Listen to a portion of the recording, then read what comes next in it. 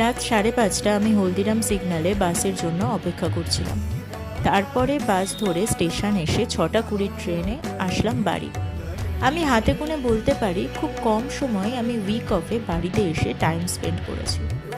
বাড়িতে এসেই আমি প্রথমে ব্রাশ করে নিলাম আর তারপর একটু ফেস ওয়াশ করে কালকের রাতের ক্লান্তিটা দূর করলাম। তারপর ছোটো মা 1 কাপ চা দিল আর বোন কালকে পাস্তা বানিয়েছিল।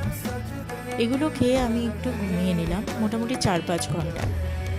উঠে ছোটো মা বলল বাটা মাছগুলোকে একটু ভেজে রাখতে। আজকে রবিবার প্লাস আমার উইক অফ, তো আজকে লাঞ্চটা একটু স্পেশাল।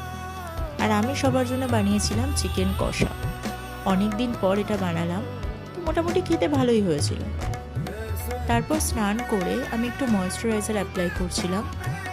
আজকে লাঞ্চে ছিল বাটা মাছের ঝাল আর তার সাথে ছিল চিকেন কষা। তারপর আমি একটু ঘুমিয়ে নিয়ে উঠে সন্ধ্যাটা দিলাম। তারপর একটু চা ছোটো মা বানিয়ে রেখে গোডাউনে গিয়েছিল। চাটা খেয়ে আমি একটু হালকা স্কিন কেয়ার করলাম, যার ভিডিওটা অলরেডি ইউটিউবে আমি আপলোড করে দিয়েছি। আজকে সন্ধ্যেবেলায় আমার দায়িত্ব ছিল রসবড়া বানানো। আগের বারও আমি বাড়ি এসে বানিয়েছিলাম। জানি শীত চলে গেছে, বাট স্টিল রসবড়া বাড়ির লোকের জন্য বানাতে বেশ ভালোই লাগলো। তারপর ডিনার করলাম। ডিনারেও সেমই ছিল লাঞ্চের মতো। তারপর রাত্রেবেলা আমি চুলটা বেঁধে নিয়ে বোন আর আমি ঘরটাকে এইভাবে সুন্দর একটা অ্যাস্থেটিক লুক দিয়ে খানিকক্ষণ গল্প করছিলাম।